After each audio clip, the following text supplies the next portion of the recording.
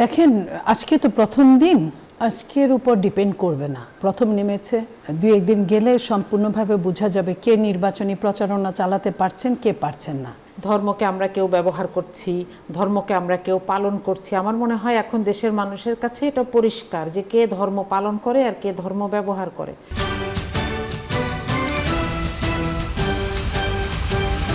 1981 প্রার্থী, আসন 300, প্রচার প্রচারণা শুরু, অপেক্ষা 12ই ফেব্রুয়ারির। কে আসলে জয়ের পাল্লা ভারী করবে? প্রার্থী হোক স্বতন্ত্র, দলীয় কিংবা জোটের। আসলে মূল কথা হচ্ছে মানুষ আসলে ঠিকমতো ভোট দিতে পারবে কিনা, ভোট কেটে যেতে পারবে কিনা, এবং সর্বোপরি এখন যারা নির্বাচনী প্রচার প্রচারণায় নেমে পড়েছেন তাদের আসলে নিরাপত্তা ব্যবস্থা থেকে শুরু করে আইন শৃঙ্খলা পরিস্থিতি, অবৈধ অস্ত্র উদ্ধার, সবকিছুর খুঁটিনাটি জানবো আজ মধুমত ব্যাংক পিএলসি নতুন বাংলাদেশে। আপনাদের সবাইকে স্বাগত জানাচ্ছি। আমি রিশাদ হাসান, দেখছেন নিউজ 24। আজকে আমাদের সঙ্গে স্টুডিওতে অতিথি হিসেবে উপস্থিত আছেন, আমি একটু আমার ডান পাশ থেকে পরিচয় করে দিতেছি। আমার ডান পাশে আছেন নীলোফার চৌধুরী মনি, সহ সম্পাদক ও সাবেক সংসদ সদস্য বিএনপি, এবং আমাদের সঙ্গে স্টুডিওতে উপস্থিত আছেন প্রকৌশলী মার্দে মমতাজ, বিশ্ববিদ্যালয়ের শিক্ষক। আপনাদের দুজনকেই অসংখ্য ধন্যবাদ আজকে স্টুডিওতে আমাদের সঙ্গে উপস্থিত হওয়ার জন্য। আজকে আমরা আমাদের আলোচনার বিষয় নির্ধারণ করেছি নির্বাচন প্রচারণার যাত্রা।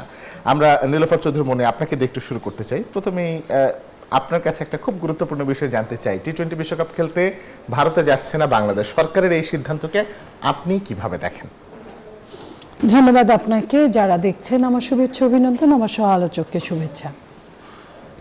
দেখেন, খেলাকে রাজনীতি হিসেবে আমি কখনো দেখতে চাই না। খেলাটা হচ্ছে মানুষের রিক্রিয়েশনের একটা জায়গা।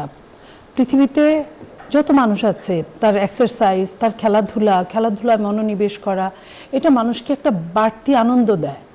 এই যে বাড়তি আনন্দ, আমরা বেঁচে থাকি কিসের জন্য? একটা আনন্দকে নিয়ে বসবাস করার জন্য।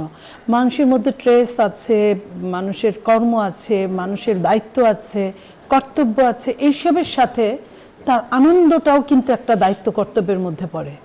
সেই জায়গাটাকে নিয়ে কোনো রাজনীতি হোক, এটা আমি কোনো দিনই চিন্তা করি না। আমি এইখানে দেখেন, এই যে বড় বড় এই দেশ বিদেশের এই যে কাহিনীগুলোর আগে আমরা যারা সন্তান মানুষ করি, আমাদের সন্তানরা ছোটবেলা যখন খেলতে যায় পাশের বাড়ির আরেকটা সন্তানের সাথে, মাঝে মাঝে তাদের মধ্যে বচসা হয়, ঝগড়া হয়, মারামারি হয়।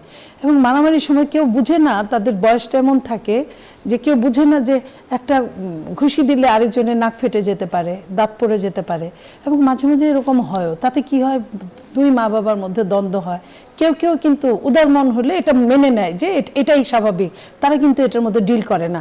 ঠিক আমি বড়দের খেলাটাকেও আমি এইভাবেই দেখতে চাই, কিন্তু আসলে কি তা হচ্ছে? তা হচ্ছে না। খেলাটাকে আমি শুধু বাংলাদেশকেই বলবো না, সবাই, বিশেষ করে ভারত এই জায়গাতেও খেলাটাকে একটা অতি রাজনীতিক বানিয়ে ফেলেছে। এটার কিন্তু নতুন আজকে যে ভারতের সঙ্গে আমাদের সম্পর্ক খারাপ, আমাদের একটা ফ্যাসিস্টকে জায়গা দিয়েছে এই কারণে না, কিন্তু এর আগেও কিন্তু এরকমই হয়েছে। শুধু আমাদের সাথে হয়েছে তা না, অনেক দেশের সাথেই হয়েছে। তাদের ক্রিকেট নিয়ে সবচেয়ে বেশি হয়েছে, অন্যান্য খেলা নিয়েও হয়েছে। আমি মনে করি এটার রাজনীতিটার মৃত্যু ঘটা উচিত। এই রাজনীতি থাকতে পারে না। খেলা মানুষ রিক্রিয়েশনের জন্য খেলে, এটাকেই আমি ধারণ করি। রাজনৈতিক কর্মী হিসেবে আমি বলবো খেলা কখনো রাজনীতি হতে পারে না। জি, ধন্যবাদ। মার্দে মমতাজ, আপনার কাছে আসি। একই প্রশ্ন থাকছে। টি-20 বিশ্বকাপ খেলতে ভারতে যাচ্ছে না বাংলাদেশ, এটি একেবারে চূড়ান্ত সিদ্ধান্ত হয়েছে সরকারের পক্ষ থেকে। এই বিষয়টাকে আপনি কিভাবে দেখেন, এবং ভারত কি আসলে অতি রাজনৈতিক দিকে আসলে খেলার জায়গাটাকে নিয়ে গেল কিনা? জি, আপনাকে ধন্যবাদ, এবং যারা আমাদেরকে শুনছেন সহ সবাইকে আসসালামু আলাইকুম। আসলে আপা যেটা বলছিলেন, আসলে ওইটাই বাস্তবতা আমাদের জন্য। দেখেন, অনেক কিছু চেঞ্জ করা যায়। আপনি একটা দেশের সাথে ব্যবসায়ী সম্পর্ক চেঞ্জ করতে পারবেন, কিন্তু সীমান্তটা বদলাতে পারবেন না। আমাদের সীমানা সবচাইতে বেশি, এবং পৃথিবীর কোনো দেশের এরকম নাই যে সর্বোচ্চ সংখ্যক দৈর্ঘ্যের সীমানা আমরা ভারতের সাথে শেয়ার করছি। পৃথিবীতে আর কোনো দুইটা দেশের মধ্যে এটা নাই। যার কারণে তাদের এই যে একটা প্রভুত্ব সুলভ মনোভাব আমাদের সাথে সবসময় ছিল। আপনি দেখেছেন 5 আগস্টের পরে যখন তাদের এই প্রভু আর দাসের সম্পর্কটা ভেঙে গেল, কারণ দাসটা পালিয়ে গেছে, তখন তাদের এই হিংসাত্মক মনোভাবটা বের হয়ে আসছে, তারা লুকাতে পারে নাই। আমরা এটা বিভিন্ন জায়গায় দেখেছি, এবং আমরা এতদিন কিন্তু আমার নিজেরও মনে হইতো যে আমরা ভারতের উপর অনেকভাবে নির্ভরশীল, চিকিৎসা বলেন, ইম্পোর্ট বলেন, অনেকভাবে। তারা নিজেরাই সবগুলো দুয়ার বন্ধ করলে এখন তাদের ব্যবসায়ীরা হায় হতাশ করছে। এবং আমার মনে হয় এই যে খেলা নিয়ে তারা এরকম একটা পদক্ষেপ নিল, এটার জন্য তাদেরকে ভুগতে হবে। কিন্তু আমাদের জন্য এটা দুর্ভাগ্য যে আমরা চাইলেও তাদের সাথে একটা স্বাভাবিক সম্পর্ক রাখতে পারছি না। তারা সবসময় প্রভুর জায়গায় বসতে চায়। ঠিক আছে, বড় দেশ এবং ছোট দেশ আমাদের চাইতে প্রায় 20 গুণ বড়। এখানে এক ধরনের কম্পিটিশন থাকবে, এখানে এক ধরনের টানাপোড়েন থাকবে, কিন্তু এত নির্লজ্জ বহিঃপ্রকাশ হবে, এই যে প্রভুত্ব করতে চাওয়াটার, এই যে সাম্রাজ্যবাদের একটা নির্লজ্জ প্রকাশ হবে, এটা আসলে আমাদের কারোর জন্যই খুব ভালো কথা না। জি, ধন্যবাদ। আমরা এবারে আমাদের মূল আলোচনার জায়গায় ফিরে। আজকে থেকে শুরু হয়েছে আনুষ্ঠানিকভাবে নির্বাচনী প্রচার প্রচারণা। নেলুফার চৌধুরী একটু বলবেন যে এখন পর্যন্ত লেভেল প্লেইং ফিল্ড আসলে কতটা নিশ্চিত করতে পেরেছে কমিশন, এবং বিভিন্ন স্থানে সারা দেশেই নেতাকর্মীরা তাদের যে নির্বাচনী প্রচার প্রচারণা এবং একই সঙ্গে প্রার্থীরা সেগুলো করে যাচ্ছেন, কোনো জায়গায় কোনো বাধা বা কোনো ধরনের কোনো প্রতিবন্ধকতার জায়গা আপনি দেখছেন কিনা? দেখেন, আজকে তো প্রথম দিন, আজকের উপর ডিপেন্ড করবে না। প্রথম নেমেছে, দুই একদিন গেলে সম্পূর্ণভাবে বোঝা যাবে কে নির্বাচনী প্রচারণা চালাতে পারছেন, কে পারছেন না। এবং আমি বিশ্বাস করি যে এই সরকার এবং এই যে ইসি, এরা লেভেল প্লেইং ফিল্ড রাখা উচিত। এবং অনেক তিতিক্ষার পরে একটা নির্বাচনের মুখ দেখছে বাংলাদেশ অনেক বছরের পরে।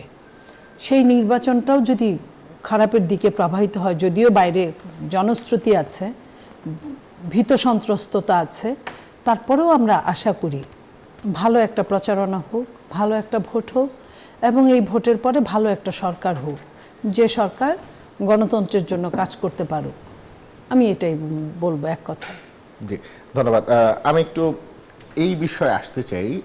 ইসি আজকে একটা নোটিশ দিয়েছে, সেখানে বলা হচ্ছে যে নির্বাচনী প্রচারণার আড়ালে কোনো অবস্থাতে ভোটারদের এনআইডি কার্ড সংগ্রহ করা যাবে না। আসলে এই ধরনের কাজ আসলে কারা করছে? মার্দে মুমতাজ, আপনার কাছ থেকে একটু শুনতে চাই। জি, এখানে আসলে একটা সার্ভিসের সাথে বাস্তবতার একটা পার্থক্য আছে। আপনি জানেন যে এনআইডি কার্ড নিয়েই কিন্তু এনআইডি নাম্বার কিন্তু ভোটার নাম্বার না, এবং এটা যে পোর্টাল থেকে সংগ্রহ করতে হয় সরকারের, সে পোর্টালটা রেসপন্সিভ না, কাজ করে না। সুতরাং মানুষ কিন্তু ওই যে যারা জনসংযোগে গেছেন এর আগেও, তাদের কাছে জানতে চেয়েছে। এবং দুঃখজনক হচ্ছে যে এই ভোটার আইডিটা পাওয়ার জন্য এনআইডি কার্ডের এগেনস্টেই তো এই ভোটার আইডিটা ইস্যু হয়, এনআইডি নাম্বারটা জানতে হয়। তো এইটাকে আমরা মিডিয়ায় দেখছি কিভাবে বাড়ি বাড়ি গিয়ে এনআইডি নাম্বার সংগ্রহ করছে অমুক, কিন্তু প্রকৃত ব্যাপারটা হচ্ছে তাদেরকে ভোটার আইডিটা দেওয়ার জন্য এটা মানুষের একটা ডিমান্ড থাকে। আপনি দেখবেন এই স্লিপটা আগে আমাদের বাসায় আসতো, এর আগে নির্বাচনগুলোতেও, যে একটা মার্কা থাকতো কোনায় এবং সেই ভোটার আইডি কার্ড নাম্বারটা থাকতো, এক একজনের নামের এগেনস্টে এটা ইস্যু করা হয়, এটা ইসি থেকেই। কিন্তু এবার যেটা নিয়ম করা হয়েছে যে হ্যাঁ, আপনি কাগজ দিতে পারবেন কিন্তু কোনায় মার্কাটা থাকতে পারবে না। কিন্তু আপনার তো সেইটা জানতে হলে আপনাকে ব্যক্তির নাম, পিতার নাম এবং আইডিটা শিওর হতে হয়। এটা আসলে কেন দিতে হবে, কেন ভোটারকে? না, সে তো ভোট দিতে যখন যাবে সে তো এই নাম্বারটা বলতে হবে, এনআইডি নাম্বার বলতে হবে না। দেখেন, আমাদের এই ব্যাপারটা হচ্ছে কি, আমরা তো দীর্ঘদিন ভোট দেই নাই, আমরা কিন্তু ভুলে গেছি। আমি কিন্তু জীবনে কখনো ভোট দেই নাই, কিন্তু আমি প্রিজাইডিং অফিসার থাকার কারণে আমি এটা জানি। আমি 2024 জানুয়ারির নির্বাচনে, স্থানীয় সরকার নির্বাচনে প্রিজাইডিং অফিসার ছিলাম। তো এই গ্যাপটা পূরণের দায়িত্ব ইসির। এই সাইটটাকে রেসপন্সিভ করতে হবে, মানুষকে এটা বোঝাতে হবে যে হ্যাঁ, এখানে সরকারের এই সার্ভিসটা দেয়া হচ্ছে। আদারওয়াইজ মানুষ কি করবে, দল থেকে যাদের বাসায় বাসায় যাবে তাদের কাছে জানতে চাইবে, আবার কেউ অভিযোগ করার সুযোগ পাবে যে মানুষের এনআইডি নাম্বার জোগাড় করছে, তাই না? তো এইটার তো আসলে জায়গায় থাকে না। আপনাকে আমি আরেকটা কথা বলি, সেটা হচ্ছে আপনি জিজ্ঞেস করছিলেন যে পরিবেশ কীরকম, লেভেল প্লেইং ফিল্ড আছে কিনা। এখানে অনেকগুলো ইনসিডেন্ট আমরা গত সপ্তাহখানেকের মধ্যেই দেখেছি। আপনি গত পরশুদিন দেখেছেন মিরপুর 15-তে 15 নম্বর আসনে পীরের বাগ এলাকায় মহিলাদের সাথে দুর্ব্যবহার করা হয়েছে, এবং এটাই প্রথম না। তার আগের দিন নাটোর 2 আসনে এরকম একটা ঘটনা ঘটেছে। তার আগের দিন বরিশালের ভোলার চরফ্যাশনে মহিলাদের সাথে দুর্ব্যবহার করা হয়েছে, এবং এটা দুইটা ঘটনা, দুইটা জায়গায় দুইটা ঘটনা। তারও প্রায় মাসখানেক আগে নোয়াখালীতে মহিলাদের সাথে শুধু দুর্ব্যবহার করা হয়নি, যেই ছেলেগুলো দাঁড়িয়ে দাঁড়িয়ে তাদেরকে বলছিল এই তোরা জামাতের পক্ষে কাজ করিস, তারা দাঁড়ায় দাঁড়ায় ভিডিও করছিল। লেভেল প্লেইং ফিল্ড থাকে? আমরা সব সময় শুনে আসি জামাতে ইসলামী মহিলাদেরকে দাম দেয় না, এখন তাহলে মহিলাদেরকে এই অবমাননাটা কে করছে এবং ইসি এটা হতে দিচ্ছে? এ ব্যাপারে কোনো ব্যবস্থা নেওয়া হয়েছে বলে আমার আজকে পর্যন্ত জানা নাই। দ্বিতীয় কথা হচ্ছে, নির্বাচনের প্রার্থীদের মধ্যে ঋণ খেলাপি আছেন, সবচেয়ে বেশি আছে 579 কোটি টাকা থেকে শুরু করে এরপরে আরো কম আছে। তো এই পরিমাণ টাকা নিয়ে যখন একজন প্রার্থী ফিল্ডে আছেন, ঋণ খেলাপি মানে কি ওই ঋণ তার আছে, ওই টাকা তার কাছে? আমরা তো জানি না। তাহলে এটা লেভেল প্লেইং ফিল্ড কীভাবে এনশিওর হয়? প্রতি ভোটারের মাথা পিছু কত টাকা খরচ করতে পারবে এটা আমরা জানি, কিন্তু আমরা রাস্তায় গেলেই বুঝতে পারছি কি পরিমাণ টাকা খরচ হচ্ছে। তো এইটা আসলে নির্বাচন কমিশনের দায়িত্ব যে অভিযোগের অপেক্ষা না করে স্বপ্রণোদিত হয়ে এসব ব্যাপারে ব্যবস্থা নেওয়া, তাদেরকে শোকজ করা, তাদেরকে সরাসরি প্রকাশ্যে এই কথাগুলো বলা, কিন্তু এটা বলা হচ্ছে না। তো আমি আসলে আশঙ্কিত। ধন্যবাদ। নীলুফার চৌধুরী মনি, আপনার কাছে এবারে ফিরি। একটু বলবেন যে ঋণ খেলাপি এবারে নির্বাচনে প্রার্থিতা করছেন এরকম একটা কথা এসেছে এবং আজকে টিআইবির একটা প্রতিবেদন এসেছে, সেখানে বলা হচ্ছে মোট মূল্যের ভিত্তিতে বিএনপির 18 জন প্রার্থী 100 কোটি টাকার মালিক, এবং সেইখানে এই প্রতিবেদনে যদিও নাম উল্লেখ করা হয়নি কোন দল বা কোন জোটের প্রার্থী সেটি উল্লেখ করা হয়নি, কিন্তু দুজন প্রার্থী ব্রিটিশ নাগরিক হলেও তা হলফনামা উল্লেখ করা হয় নাই। এই বিষয়ে আসলে মতামতের জায়গাটা কি আপনার? দেখেন, আইনের বাইরে যেটাই হোক, আইনের বাইরে আমরা সেটা নিয়ে কথা বলতে রাজি না, সেটা যুক্তিসম্মত প্রমাণস্বরূপ বলতে হবে। প্রমাণস্বরূপ না বলে আমিও তো বলতে পারি 100 কোটি টাকার মালিক হয় কিন্তু দোষের কিছু না। আপনি কামাই করলে, রোজগার করলে, আপনার ভালো রোজগার হলে আপনি হতেই পারেন, আপনি সরকারকে ট্যাক্স দিবেন, আপনি হতেই পারেন। কিন্তু এইখানে যেটা বলা হয়েছে ঋণ খেলাপিকে খুঁজে বের করতে হবে ইসিকে। ইসি কে প্রুভ করবে? ইসি ব্যাংকে প্রুভ করবে। এখন ব্যাংক যদি কোনো কিছু তথ্য গোপন করে সেখানে কিন্তু ব্যাংক দায়ী, এবং যারা বের করতে পারবে না, যারা এটাকে নিয়ে প্রশ্ন আনবে, যারাই যে কোনো দল আনতেই পারে, তাদের কিন্তু ওই প্রমাণটা দিতে হবে। এখন প্রমাণ যদি আপনি না দেন তাহলে তো আমাদের কারোরই কিছু বলার থাকে না, নাম্বার 1। নাম্বার 2, দ্বৈত নাগরিকের ক্ষেত্রে একই কথা। খালি আমি অনেক বছর আমি বিদেশ ছিলাম, আমি তো নাগরিকত্ব নাও নিতে পারি।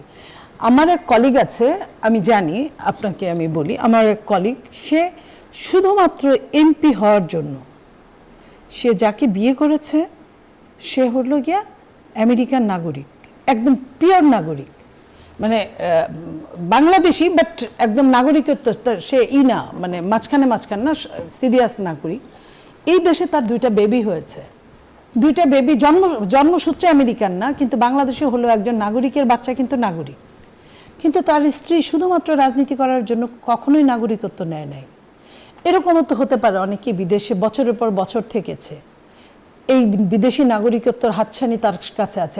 আমি এটা আবারও বলছি, 2জন বাচ্চার মা হওয়া সত্ত্বেও বাচ্চারা কিন্তু নাগরিক, বাবার হিসেবে নিয়েছে নাগরিকত্ব, মা কিন্তু নেয় নাই। তাহলে আপনি যদি কেউ বলে যে তার সন্তান নাগরিক, সেও তো নাগরিক, এখানে কিছুই বলার নাই। আমাকে কথা হলো প্রমাণ সাপেক্ষ বলতে হবে।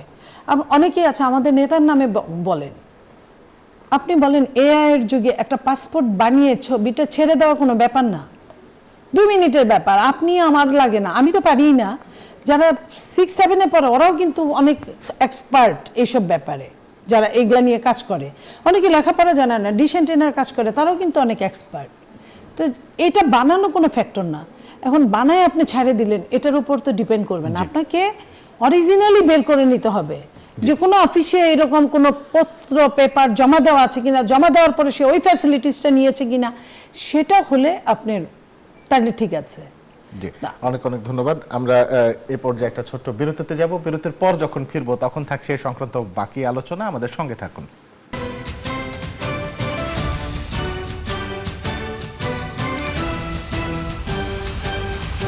বিরতির পর স্বাগত, দেখছেন নিউজ 24, চলছে মধ্যমত ব্যাংক পিএলসি নতুন বাংলাদেশ। আমাদের অতিথিরা আমাদের সঙ্গে আছেন, আমি একটু আসতে চাই।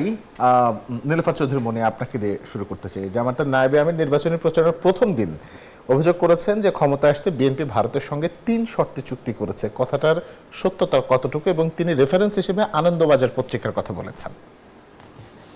দেখেন, উনি বলতেই পারেন, উনি নির্বাচনী প্রতিযোগী যেই হোক না কেন তাকে ওই সম্মানটাও দেওয়া উচিত, এবং তাকে গুরুত্বও দেওয়া উচিত, আমি গুরুত্ব সহকারে নিলাম।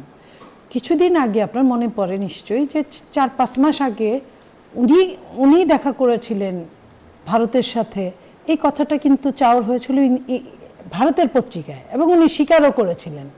তো আমরা যদি জিজ্ঞেস করি যে উনি কি কারণে কথা বলেছিলেন, এটা কি উনি বলবেন? প্রত্যেকের সাথে সব মৌলবাদ একটা বন্ধু হয়, আমরা এটাও জানি। তো ওনার কি কারণে, আপনি মনে আছে যে ওনারা কিন্তু এই সরকার চেঞ্জ হওয়ার পরে অনেকবার কথা বলেছেন যে ভারতের সাথে একসাথে কাজ করতে তাদের কোনো সমস্যা নাই, এটাও তারা বলেছেন। এবং আওয়ামী লীগকে মাফ করে দিলাম, এটাও তারা বলেছেন। তারা তাদের প্রয়োজনে অনেক কিছুই বলেন। তা এখন তারা বলেন, আবার বিএনপিকে নিয়ে যখন সন্দেহ করেন তখন তারা খুব সিরিয়াসলি আপনার সমালোচনা করেন। এইখানে বুঝান যে বিএনপি সব ইন্ডিয়ার সাথে মিলে গেল, আওয়ামী লীগের সাথে মিলে গেল। ওনারা নিজেরাও তাই করছেন এবং অনেক বেশি করছেন, এবং বিএনপির চেয়ে অনেক বেশি ওনাদের দল আপনার ডিসিপ্লিনড, আমি বলবো। ওনারা যেটা করে বুঝে শুনে করে, বিএনপি অনেক সময় না বুঝেও করে। তাহলে আপনি মনে করেন তাহলে কোনটা ঠিক? ওনারা যেটা স্বীকার করলো ওটা ঠিক? বিএনপি কিন্তু এখনো কিছু বলে নাই, আমি এইটুকুই বলতে চাই। জি, ধন্যবাদ। মারদা মমতাজ, আপনার কাছে আসি। আমি আপনাকে একটা পাল্টা প্রশ্ন করতে চাই। তারেক রহমান সিলেটে নির্বাচনী জনসভায় ভোটের বিনিময়ে জান্নাতের টিকিট ইস্যুর কথা নিয়ে তিনি কথা বলেছেন। এটা কি 10 দলীয় জোটের জন্য একটা নেগেটিভ মার্কেটিং এর জায়গা তৈরি হচ্ছে কিনা? জি, এখন ভোটের মাঠে সব জায়েজ, তাই না? তো আমি আপনাকে কয়েকটা লাইন একটু পড়ে শোনাই। শহীদ রাষ্ট্রপতি জিয়ার নাম নিলে বেহেশত নিশ্চিত, বেগম খালেদা জিয়ার নাম উচ্চারণ করলে মুখ পবিত্র হয়ে যায়, স্বামীর পায়ের নিচে বেহেশত, বাড়ি গিয়ে বলবেন ভোট ধানের শীষে দিতে, নইলে জান্নাত পাবেন না। মানে স্ত্রীদেরকে যেন স্বামীরা বলেন। ধানের শীষ আদর্শবান দল, এতে ভোট দিলে জান্নাত পাবেন, এটা বলতে পারি। এই 4টা কথার একটাও 10 দলীয় জোটের কেউ বলে নাই। ওকে, এখন তারেক রহমান আজকে যে কথাটা বলেছেন সেটা খুব গুরুত্বপূর্ণ। তিনি বলেছেন যে কেউ যদি বলে আমি জান্নাত জাহান্নাম দিতে পারবো তাহলে শিরক হবে, তাই না? এই কথাটা সত্যি। এবং যেহেতু ধর্মীয় জ্ঞানের ব্যাপারে আমাদের কম বেশি ধারণা আছে, আমরা এগুলো জানি। আপনি দেখবেন যত জায়গায় জামাতের ব্যাপারে এই কথাগুলো বলা হচ্ছে, পুরোটা বক্তব্য দেখবেন বলা হয়েছে যে আপনারা আমাদেরকে ভোট দিলে আমরা আল্লাহর আইন প্রতিষ্ঠা করার চেষ্টা করবো। এই কথাটা তো জামাত আজকে থেকে বলছে না, সেই 40-এর দশক থেকে বলছে, ঠিক আছে? কিন্তু বিএনপি তাহলে এটা কেন বলছে? আমি বলছি না যে ওরা কেন বলছে এই জন্য এটা মেনশন করলে ভালো হয়, কে বলছে। জি, অবশ্যই সময়ের একটা কনস্ট্রেইন্ট আছে। এটা এরকম শুনিনি, আজকে প্রথম শুনলাম। তো তাই আমি সবগুলো নিজে দেখে তারপর লিখেছি, আমার কাছে খুব ইন্টারেস্টিং লাগে। নামটাই যেন মেনশন করলে যে কোন আসনের প্রার্থী বলেছে বা সাপোর্টার বলেছে। এবং দেখেন এই কথাগুলোর কিন্তু সুদূর প্রসারী প্রভাব আছে, এবং এটার কারণে এই কথাগুলো বলতে যারা যায় তাদেরকে সারা জীবন হয়তো টুপি পরতে দেখেন নাই আপনি, এই কথাগুলো যখন বলতে যাচ্ছে তখন টুপি পরে যেতে হচ্ছে। তো এটা আসলে দলের প্রধানের কাছ থেকে এই ধরনের বক্তব্য আসার আগে আমি বলবো তার যারা পিয়ার আছে তাদেরকে এ ব্যাপারে তাকে সঠিক ইনফরমেশনগুলো সাপ্লাই করা উচিত, এবং আগে নিজের দলকে সতর্ক করা উচিত যে এই ধরনের কথা আমরা বলবো কিনা। এবং ধর্মকে নিয়ে এখানে অনেক ধরনের কথা হচ্ছে। হ্যাঁ, ধর্মকে আমরা কেউ ব্যবহার করছি, ধর্মকে আমরা কেউ পালন করছি। আমার মনে হয় এখন দেশের মানুষের কাছে এটা পরিষ্কার যে কে ধর্ম পালন করে আর কে ধর্ম ব্যবহার করে।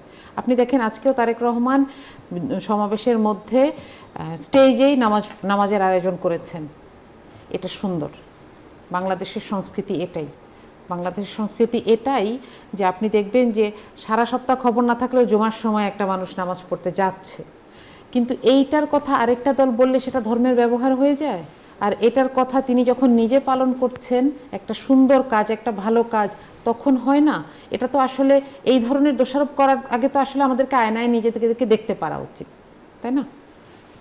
জি, আমরা আরেকটা প্রশ্ন নিতে চাই, ছোট্ট করে এই প্রশ্নটাই একটু যেতে চাই। নাহিদ ইসলাম আজকে দুটো কথা বলেছেন। একটা কথা বলেছেন যে আসলে ইসি কোনো একটা দলকে বিশেষ সুবিধা দিচ্ছে, আসলে কোন দলকে বিশেষ সুবিধা দিচ্ছে?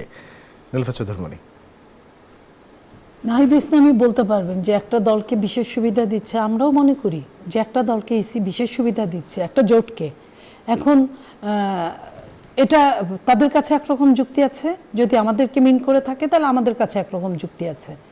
যেমন ধরুন আমাদের কাছে যেটা যুক্তি, ইসি সামনে কি বললো, আপনাকে একটু বেশি খাতির করলো, আপনি বড় বড় লম্বা 6 ফিট দেখে আপনার একটা মোটা চেয়ার দিল, সেটা অন্য জিনিস। কিন্তু আপনি 3 বেলা একখানে গেছেন, 3 বেলার খাওয়াটা সরাই আরেকজনকে খাইয়ে দিল, আপনাকে একদম উপোস রাখলো, এটা কিন্তু আরেক জিনিস। এটা কিন্তু কেউ দেখলো না যে আপনাকে খাওয়া দেয় নাই, চেয়ারটা দিতে কিন্তু দেখলো। আপনি চেয়ারটুকি দেখলেন, আপনি দেখলেন না যে কিভাবে আপনার পোস্টাল ব্যালট ছাপানো হয়েছে, যেখানে 15 লক্ষ ভোট, কিভাবে আপনার একটা দলের লোকদের কাছেই দেশের বাইরে যেখানে যেখানে ধরা পড়েছে পোস্টাল ব্যালট একটা দলের কাছেই পাওয়া গেছে। এটা কার কাজ? এই কাজটা তো ইসির। আমি তো সেই দলটাকে দায়ী করব না, শুধু দলটাকে দায়ী করব না, আমি তো দোষ দেখব ইসির, কারণ ইসি না দিলে তার হাতে কিভাবে গেল। তো এই যে এত বড় একটা জ্বলন্ত প্রমাণ আমি সামনে আপনাকে দেখালাম।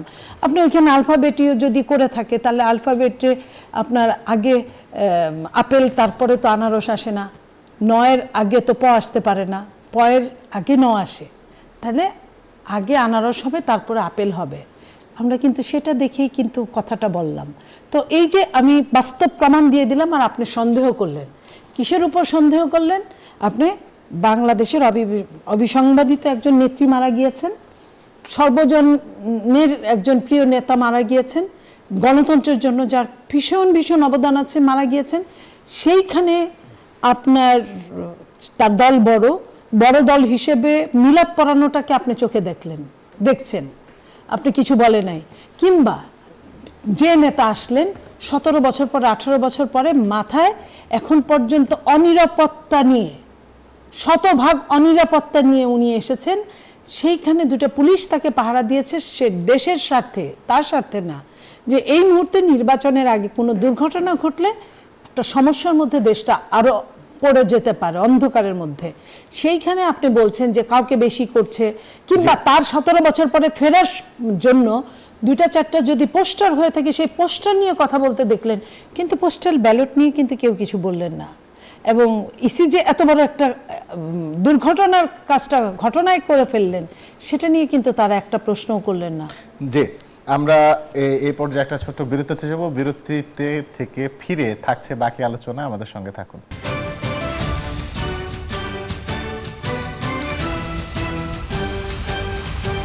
বিরতির পর স্বাগত আরেকবার, দেখছি নিউজ 24, চলছে মধুমতি ব্যাংক পিএলসি নতুন বাংলাদেশ। আমাদের অতিথিরা আমাদের সঙ্গে আছেন। আমি একটু প্রকৌশলী মাধ্যমে মমতাজ আপনার কাছে আসতে চাই। একই প্রশ্ন, নাহিদ ইসলাম যে কথাটি বলেছিলেন, তিনি তার সঙ্গে আরও একটি কথা যোগ করেছেন। তিনি বলেছেন যে মানুষ আসলে ফ্যামিলি কার্ড, ফ্ল্যাট এগুলো চায় না, মানুষ চায় জীবনের নিরাপত্তা। এই বিষয়টা নিয়ে আপনার কাছ থেকে একটু শুনবো। জি, প্রথম কথা হচ্ছে, আপনি এর আগে বলছিলেন যে নির্বাচনী আচরণবিধি লঙ্ঘন এবং এটার প্রেক্ষিতে ইসির নীরবতা, এটা নিয়ে নাহিদ কথা বলেছেন। তো এই অভিযোগের আমি একটা জাস্ট প্রমাণ দেই আপনাকে। আজকে তো 22 তারিখ, আজকে থেকে তো শুরু হলো, তাই না, প্রচারণা? কিন্তু 20 তারিখে তারেক রহমান ঢাকার করাইল বস্তিতে গিয়ে একটা ফ্যামিলি কার্ড দেখিয়েছেন এবং বলেছেন তাদেরকে ফ্ল্যাট করে দিবেন। তো এটা আমি আপার মতন এটা বলতে চাই যে এটা তো সব দল সুযোগ নিতে চাইবে। ইসির এখানে ভূমিকাটা কি? আজকে 2 দিন হয়ে গেছে, এখানে কোনো ভূমিকা আমরা দেখতে পাই নাই। তাহলে কি একটা এই দলটার জন্য সব কিছু জায়েজ, অথবা একজনের জন্য সব কিছু জায়েজ? এটা এবং নেতা যখন করেন তার থেকে কর্মীরা শিখে। এটা কি সারা দেশে কেমন একটা দৃষ্টান্ত তিনি স্থাপন করলেন?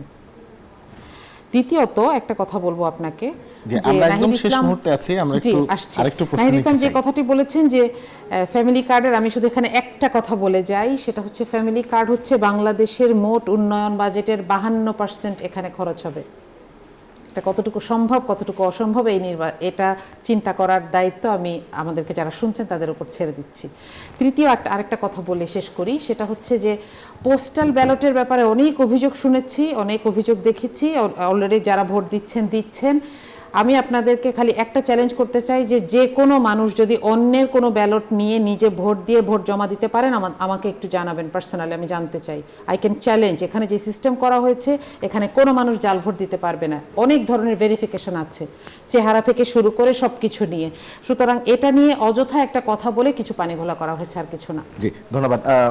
নীলুফা চৌধুরী, আপনার কাছে আসি। জামাত ইসলাম বিগত নির্বাচনের চেয়ে এবার ভালো করবে বলে জানিয়েছে একজন মার্কিন কূটনৈতিক। জামাতের সঙ্গে বন্ধুত্ব অন্তর্ভুক্ত করতে চায় যুক্তরাষ্ট্র। ওয়াশিংটন পোস্টের এরকম একটি সংবাদ রয়েছে। এই বিষয়ে আপনার মতামত কি? দেখেন, সবাই তো ভালো করতে চায়, জামাতও ভালো করতে চাইবে, এটাই স্বাভাবিক। এবং বহু বছর নির্বাচন হয় নাই বাংলাদেশে, প্রকৃত অর্থে যে নির্বাচনটা হয় নাই। এখন নির্বাচন হলে নির্বাচনই বুঝিয়ে দিবে যে কতটা কে ভালো করেছে, আবার নতুন করে একটা হিসেব হবে। সেই হিসেবটা আমি চাই এইটা যে আমার ভোটটা আমি দিব যাকে খুশি তাকে দিব, এবং আমার ভোটটা কাউন্টের জন্য আমি ঠিক সময়টায় ঠিক মতো যাতে কাউন্ট হয়। যেমন ধরেন, প্রধান উপদেষ্টার প্রেস সচিব বলেছেন এবারে ভোট কাউন্ট করতে একটু দেরি হতে পারে।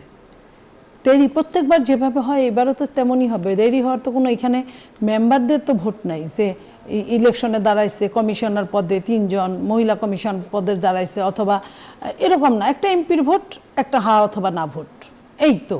তো এটার কাউন্ট করতে তো এত দেরি হওয়ার কথা নয়। নিশ্চয়ই 2টা ব্যালটের 2 রকম রং থাকবে, সে আগেই প্রথমেই তো ওটা আলাদা করে ফেলা যাবে।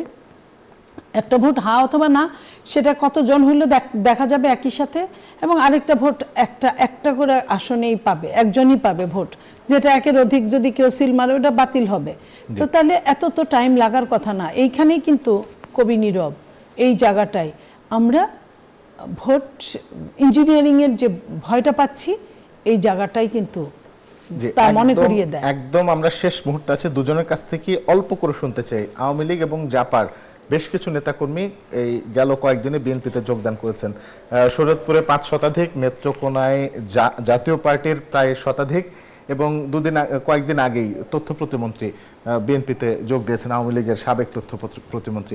এটা নিয়ে একদম খুব সংক্ষেপে। আপনি আওয়ামী লীগের যে সাবেক তথ্যমন্ত্রীর কথা বলছেন, আমি তাকে চিনি এবং প্রতিমন্ত্রী ছিলেন, এবং উনি অনেক দিন যাবতই আওয়ামী লীগের ট্র্যাকের বাইরে ছিল। আপনিও জানেন, সবাই জানে বাংলাদেশে। ওনাকে মনোনয়ন দেন, আওয়ামী লীগ তাকে ধারণও করে না। ওনার আশাটা ভুল, আমি এটা বলবো না, কিন্তু অন্য যারা যদি এই সময়টা নির্বাচনের আগে এইসব যে কোনো দলেই জয়েন করে, এটা খুব খুব দুঃখজনক। আর কিছুই আমি বলতে চাই। ধন্যবাদ। মাধ্যম মন্ত্রী, একদম খুব সংক্ষেপে, আমরা শেষ মুহূর্তে আছি। একই প্রশ্ন। আচ্ছা, তো এখন আপা যেটা বললেন সেটাই আসলে কথা। নির্বাচনের আগে এই ধরনের কেমিস্ট্রিগুলো চলছে, অনেক দল ওই দলের অন্য যে পতিত স্বৈরাচারের দলের ভোটগুলো টানার চেষ্টা করছে, কিন্তু আমি মনে করি দেশের মানুষ এখন অনেক বেশি সচেতন, তারা এগুলো বুঝবে। অনেক অনেক ধন্যবাদ। আজকের মতো এখানেই শেষ করছি। সবাই খুব ভালো থাকুন, সুস্থ থাকুন, সুন্দর থাকুন। শুভরাত্রি।